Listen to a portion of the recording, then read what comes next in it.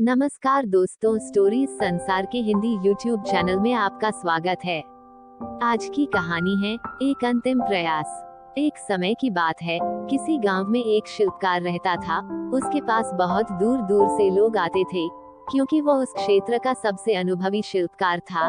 एक बार कोई सेठ किसी दूसरे गांव से उस शिल्पकार के पास एक बहुमूल्य शिला लेकर आया।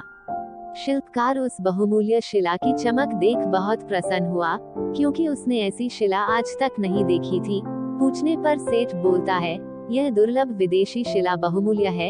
यदि आप इस शिला से एक भव्य प्रतिमा का निर्माण 2 दिनों के भीतर कर देते हैं, तो इसके लिए आपको 100 स्वर्ण मुद्राएं दी जाएंगी।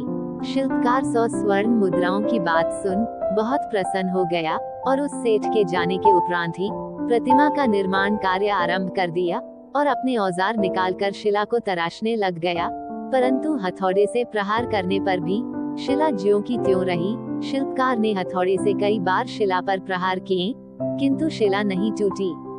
कई बार प्रयत्न करने के उपरांत शिल्पकार ने अंतिम बार प्रयत्न करने के उद्देश्य से हथौड़ा उठाया, किंतु यह सोचकर शिला पर प्रहार करने से पूर्व ही उसने हाथ पीछे खींच लिए। क्यों बार बार प्रहार करके अपना समय नष्ट करना है?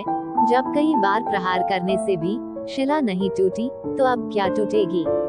शिल्पकार ने संदेश भिजवाकर सेठ को बुलवाया और उसे शिला वापस कर बोलता है, इस शिला को तराशना नामुमकिन है, इसलिए इसकी प्रतिमा नहीं बन सकती। शिला वापस पाकर सेठ निराश हो जाता है।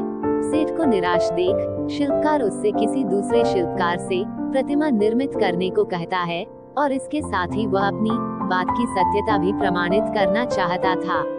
शिल्पकार अपनी चतुराई दिखाता है और सेठ को जानबूझकर गांव के किसी साधारण शिल्पकार के पास ले जाता है। शिल्पकार के कहने पर सेठ प्रतिमा निर्माण का कार्य किसी दूसरे शिल्पकार को सौंप देता है।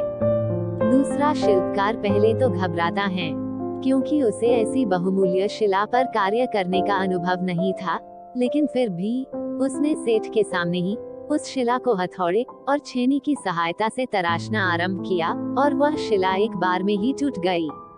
शिला टूटने के बाद दूसरा शिल्पकार प्रतिमा निर्माण के कार्य में जुट जाता है। उधर सेठ शिल्पकार को घूरने लगता है। शर्मिंदा होकर शिल्पकार अपना सिर नीचे कर लेता है और सोचने लगता है, काश मैंने एक अंतिम प्रयास और किया होता तो सफल हो गया होता और 100 स्वर्ण मुद्राओं का हकदार स्वयं बन जाता। दोस्तों, अक्सर हम शुरुआती प्रयत्नों में असफलता मिलने के बाद आगे प्रयास करना छोड़ देते हैं। क्या पता कुछ प्रयास और करने पर अधूरे कार्य पूर्ण हो जाएं। आज की कहानी आपको कैसी लगी? कृपया कमेंट बॉक्स में कमेंट करके जरूर बताएं। धन्यवाद।